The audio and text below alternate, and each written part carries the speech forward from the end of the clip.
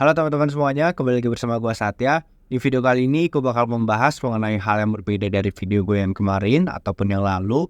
Dimana di video kali ini gue bakal membahas mengenai apa sih metrik yang dibutuhkan dalam suatu bisnis ketika kita sedang melakukan proses bisnis ataupun kita sedang melakukan analisis bisnis di suatu perusahaan atau di company kita. Oke, jadi yang pertama kali gue bakal bahas di sini, gue bakal membahas mengenai metrik, di mana metrik ini adalah hal yang bisa kita ukur dari data kita yang nantinya bisa memberikan insight yang berharga untuk company ataupun perusahaan yang kita sedang tempati ini. Kemudian tujuan dari metrik sendiri itu bakal berguna banget untuk company kita karena dia bakal mengetahui apa sih kelebihan yang dimiliki oleh perusahaan ini atau apa sih kekurangan yang dimiliki oleh perusahaan kita ini, serta dia juga bakal memahami bagaimana misalkan kita punya produk itu bakal dikembangkan untuk kedepannya.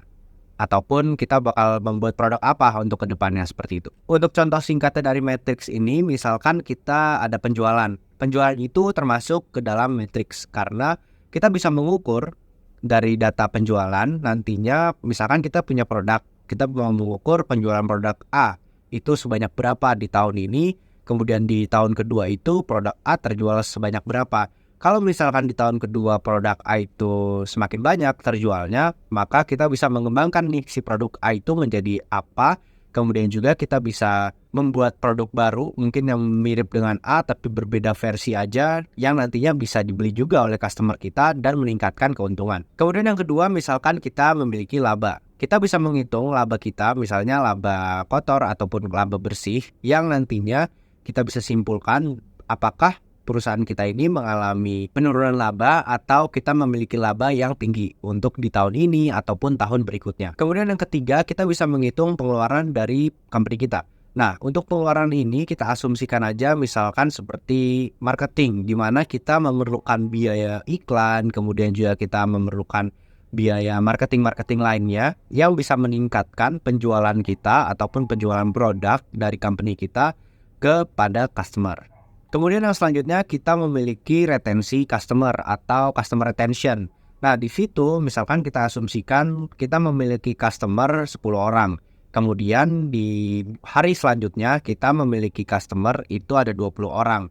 Nah, dari 20 orang customer itu ternyata terdapat 6 customer yang di awal tadi itu kembali melakukan transaksi di company kita. Nah, itu kita bisa bilang dia adalah loyal customer. Nah, itu kita bisa asumsikan seperti itu. Tapi nanti kalau misalkan kita menghitung customer retention, itu kita bisa mengambil dari kuarternya. Misalkan di 1 tahun kita bagi menjadi 4 kuarter, yaitu 3 bulan pertama, 3 bulan kedua, 3 bulan ketiga, dan 3 bulan keempat. Nantinya kita bisa melihat nih, apakah customer kita yang berbelanja di kuarter 1 itu berbelanja kembali di kuarter 4. Nah, itu nanti ke depannya bisa kita kembangkan juga. Misalkan kita mau memberikan promo-promo khusus di customer kita yang belum berbelanja kembali di kuarter 1 supaya dia bisa berbelanja kembali nih di kuarter 4 seperti itu. Semoga pembahasan gue ini bisa bermanfaat buat kalian semuanya, dan jangan lupa buat kalian yang mau support gue, kalian bisa langsung aja subscribe channel ini dan bisa kalian like videonya serta share ke teman-teman kalian semuanya. Terima kasih teman-teman semuanya yang udah menonton video ini dari awal sampai akhir.